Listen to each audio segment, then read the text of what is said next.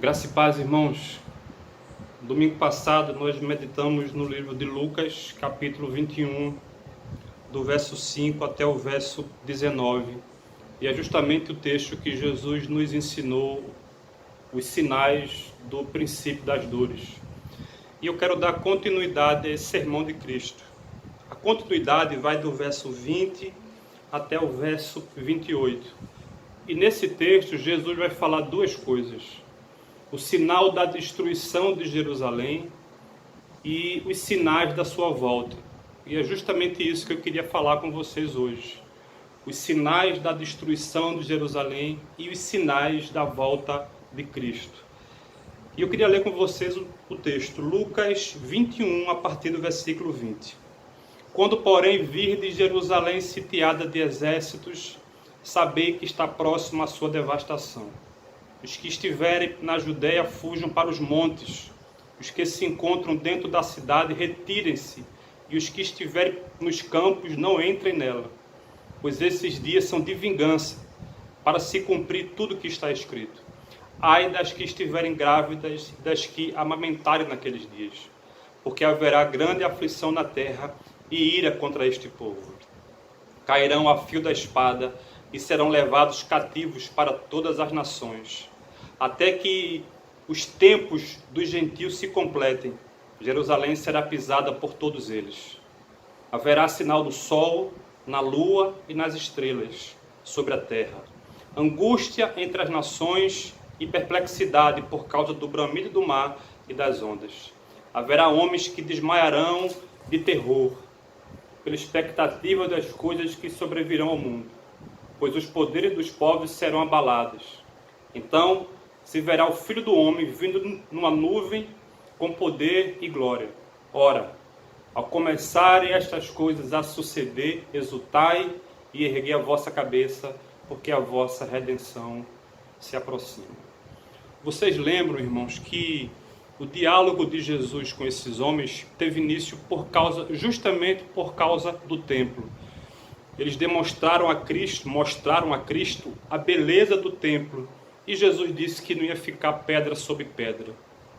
Quando chegou no Monte das Oliveiras, os apóstolos começam a ter dúvidas e perguntam a Cristo que sinal haveria de que o templo seria destruído e o sinal da sua volta. Você lembra que eu disse a semana passada que possivelmente na mente dos apóstolos a destruição do templo seria o sinal da volta de Cristo, e Jesus ensina que não.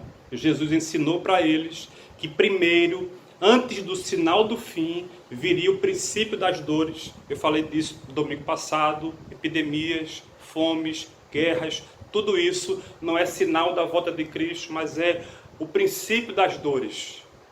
Agora, Jesus vai responder ao questionamento deles de qual sinal de que Jerusalém seria destruída. Qual sinal que o templo seria destruído. E Jesus vai falar desses sinais do verso 20 até o verso 24. Do verso 20 até o verso 24 é uma profecia que ela está cheia de amor e cheia de cuidado com os seus discípulos.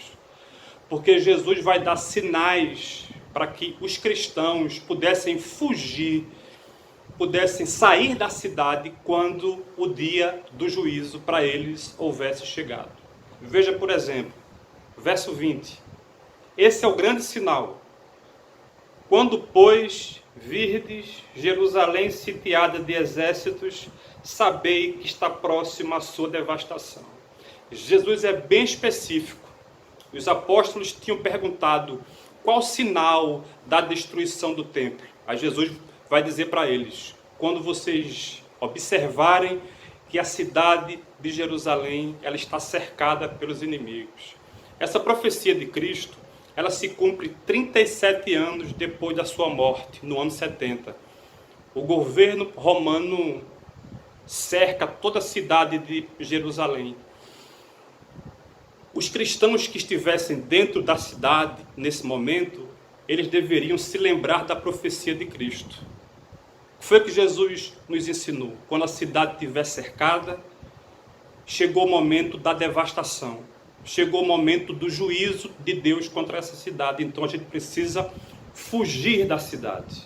Na sequência ele vai dizer assim: então os que estiverem na Judéia fujam para os montes, os que se encontram dentro da cidade retirem-se, e os que estiverem nos campos não entrem nela. Então era um momento de fuga. Quando a cidade fosse cercada, eles deveriam fugir.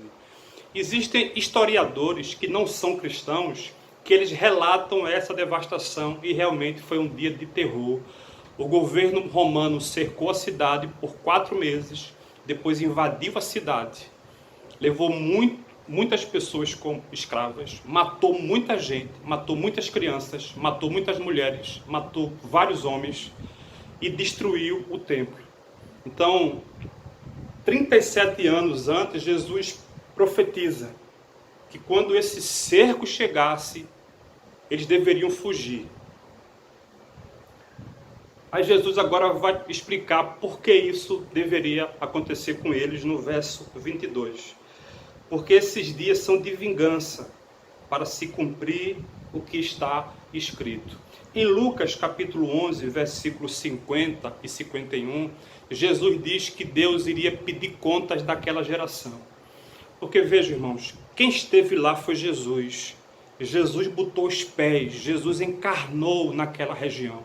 Ele curou, ele ressuscitou, ele comprovou que ele era o Filho de Deus, o Messias. Mas mesmo assim os líderes religiosos rejeitaram eles, boa parte da população rejeitou a Cristo, programaram a sua morte, decidiram no final clamar por Barrabás ao invés de Cristo, pediram para que o sangue desse homem caísse sobre ele, sobre a sua descendência. Então, as profecias do Velho Testamento, que falavam desse dia de devastação contra os judeus e contra a cidade de Jerusalém, iria se cumprir, porque Deus iria julgar a cidade, porque eles haviam rejeitado o Messias. Então Jesus está profetizando para eles. Não esqueçam da pergunta. Eles perguntaram a Cristo: qual o sinal de que Jerusalém vai ser devastada? Qual o sinal que o templo vai ser destruído? Jesus carinhosamente diz: quando vocês virem a cidade cercada. Quando vocês virem a cidade cercada, fujam, não fiquem na cidade, subam para os montes, porque esse dia é dia de devastação. 23, ainda dentro da profecia. Esse versículo, para mim, está cheio de cuidado e de carinho de Cristo, porque essa profecia ela iria se cumprir. Mas Jesus ainda se compadece de algumas pessoas que iriam estar na cidade de Jerusalém quando isso acontecesse. Veja o que é que ele diz no verso 23. Ai das que estiverem grávidas e das que amamentarem naqueles dias, porque haverá grande aflição na terra e ira contra este povo. Ai das que estiverem grávidas, ai das que estiverem amamentando. Por que Jesus diz isso? Porque seria um dia de fuga. E como fugir grávida? E como fugir amamentando? Como fugir com crianças de colo? Nos outros evangelhos, Jesus chega a dizer: orem para que esse dia não aconteça no inverno, porque seria muito difícil fugir no inverno, porque aquele dia seria um dia de devastação. O governo invade, muitas mulheres morreram. A história conta, irmãos, que algumas mulheres que estavam grávidas tiveram sua barriga aberta e o seu filho foi exposto a fio da espada. 24. Cairão a fio da espada e serão levados cativos por todas as nações, até que o tempo dos gentios se complete, Jerusalém será pisada por eles. A profecia iria se cumprir. A profecia se cumpriu. Eles seriam espalhados por toda a região em fuga. Quem não fugiu e ficou na cidade morreu a fio da espada. Relembrando, essa profecia ela se cumpre 37 anos depois da morte de Cristo. Eu preciso dizer algo importante na sequência do texto. Quando a gente lê a sequência do texto, Jesus vai falar de sinais que haverá na criação. Mas além dos sinais que haverá na criação, Jesus faz uma ligação entre a destruição de Jerusalém e a perseguição que acontecerá contra a igreja nos últimos dias. Eu vou ler com vocês agora o verso 25 e depois eu vou ler Mateus, que Mateus ele é bem mais claro com relação a essa ligação que Jesus faz entre a destruição de Jerusalém e o que vai acontecer nos últimos dias agora com relação à igreja, a perseguição que acontecerá contra a igreja. Veja o que é que diz o verso 25. Haverá sinais no sol, na lua e nas estrelas sobre a terra.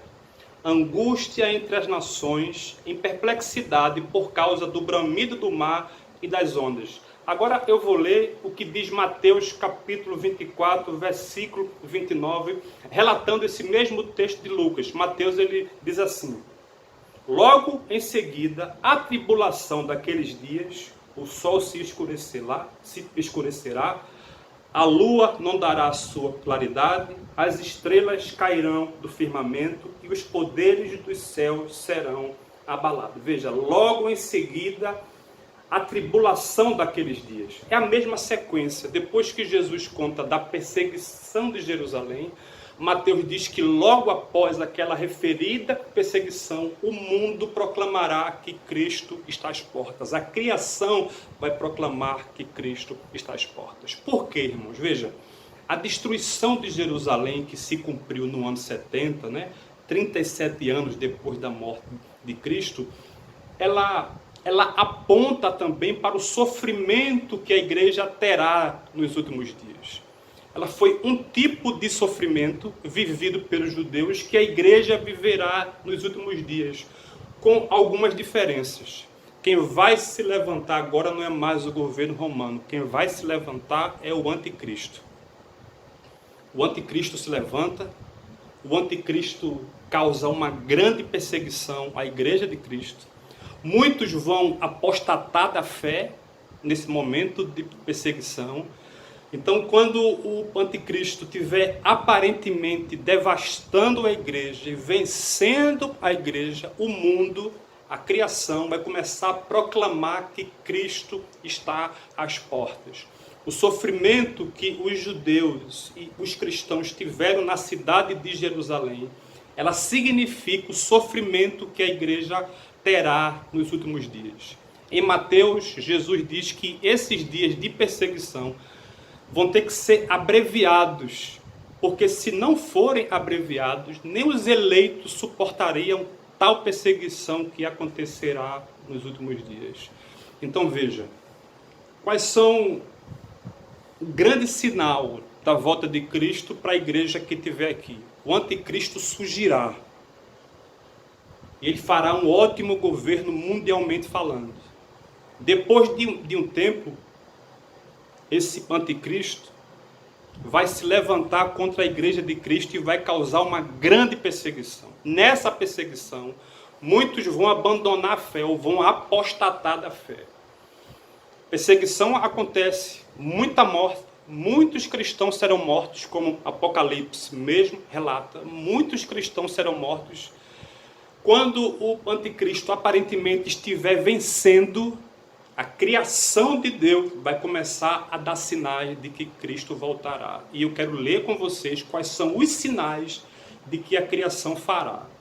Voltando para Lucas, capítulo 21, versículo 25, eu vou reler. Haverá sinais no sol, na lua e nas estrelas sobre a terra. Angústia entre as nações, em perplexidade por causa do bramido do mar. Haverá homens, 26, que desmaiarão de terror, pela expectativa das coisas que sobrevirão ao mundo, pois os poderes do céu serão abalados. 27. Então se verá o Filho do Homem vindo numa nuvem com poder e glória.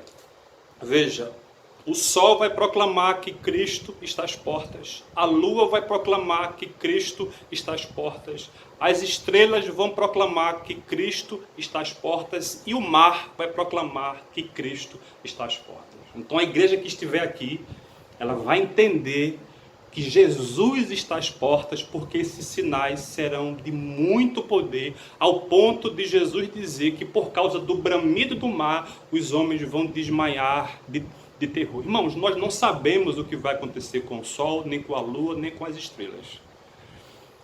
Quando estiver se cumprindo, a gente vai entender que é os sinais do fim, porque a perseguição já vai estar acontecendo, os cristãos vão ser perseguidos em todo o mundo, então haverá sinal na criação.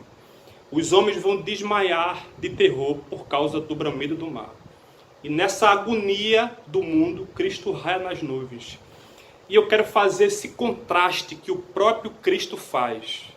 Enquanto o mundo estiver desmaiando por causa do bramido do mar, a igreja se comporta de uma outra maneira. É justamente o que Jesus diz no verso 27 e 28. Então, no meio desse caos humano, se verá o Filho do Homem vindo numa nuvem com poder e glória. Aí Cristo diz, veja o contraste.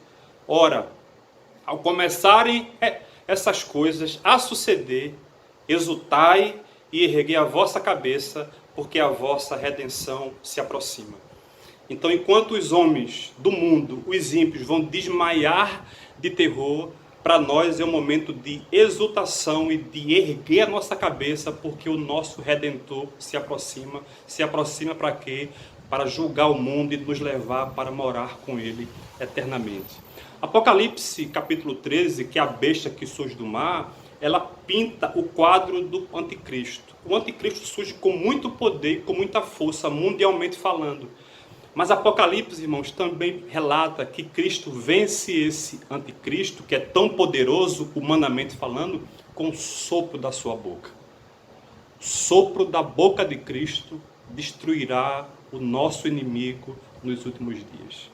Então, somente para você entender a sequência, o anticristo surge, nós não sabemos quando ele virá. Quando ele surgir, ele vai ter um domínio mundial. A igreja, depois de um tempo, começa a ser perseguida mundialmente falando, a maior de todas as perseguições que a igreja já enfrentou. A própria família vai entregar os seus familiares cristãos, como Mateus relata no Sermão de Cristo. Muitos cristãos vão ser presos, muitos cristãos vão perder suas posses, muitos cristãos vão ser mortos. Vai ser um tempo de muita agonia, que vai durar pouco tempo, mas nós sabemos especificamente quantos anos. Mas será tempos de muita angústia para a igreja, a perseguição do anticristo. Quando a igreja estiver sendo devastada, a criação de Deus começa a proclamar que Jesus está pertinho de raiar nas nuvens. O sol, a lua, as estrelas e o mar. Quando isso estiver acontecendo e o mundo estiver em agonia, com medo de tudo isso, a igreja vai estar em paz pelo Espírito Santo, erguendo a sua cabeça em família e aguardando o nosso Redentor vir nas nuvens para destruir os seus inimigos e nos levar para morar com Ele eternamente. Isso é o que o texto diz, irmãos. Qual é a aplicação para os nossos dias de hoje? Que possivelmente a gente não vá enfrentar esses dias. A gente não sabe, enfrentando ou não o aparecimento do anticristo, que não chegou ainda, né? Não veio ainda. Surgiram outros anticristos, mas o anticristo, esse que vai perseguir a igreja mundialmente falando, não chegou ainda. Mas o que é que vale para hoje, nesse momento que a gente está vivendo? É que a palavra de Deus diz que Deus é soberano, que Cristo é soberano, e que independente das coisas que a gente passe, esse que é soberano resolveu andar conosco, resolveu estar conosco, resolveu segurar em nossas mãos. Não foi você que escolheu andar com Ele. Ele soberanamente resolveu cuidar de você, dar o seu espírito para que você tenha consolo nesses momentos de angústia e relembrar sempre ao nosso coração que independente das coisas que a igreja venha passar, Cristo está conosco. A garantia de que Cristo está conosco não é que a gente vai ter vida fácil, ou vai se livrar de todo o mal do mundo. Não é isso, irmãos.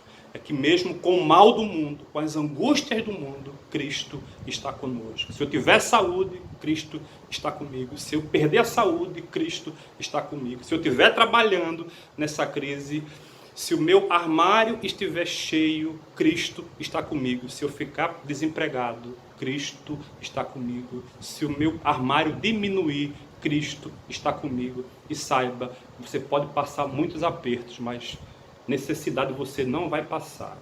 Porque nós somos uma grande família e vamos cuidar uns dos outros. E ninguém da nossa igreja vai passar necessidades. Porque nós somos irmãos. Dividimos tudo uns com os outros. O Senhor está conosco e nós estamos juntos, passando por tudo isso. E eu espero que você esteja aprendendo algo nesse momento que você está passando. Olhe para a sua família, olhe para os seus filhos e veja a importância do culto familiar. Não vamos parar, irmãos. Isso vai passar, mas o culto familiar tem que permanecer. É um momento muito agradável entre família. Então eu concluo dizendo isso. Cristo está conosco, isso basta. E nós temos uns aos outros para carregar as cargas uns dos outros. Deus te abençoe. Vamos continuar orando e aguardando que tudo isso passe o quanto antes. Um abraço e fica na paz de Cristo, no nome do nosso Senhor Jesus Cristo.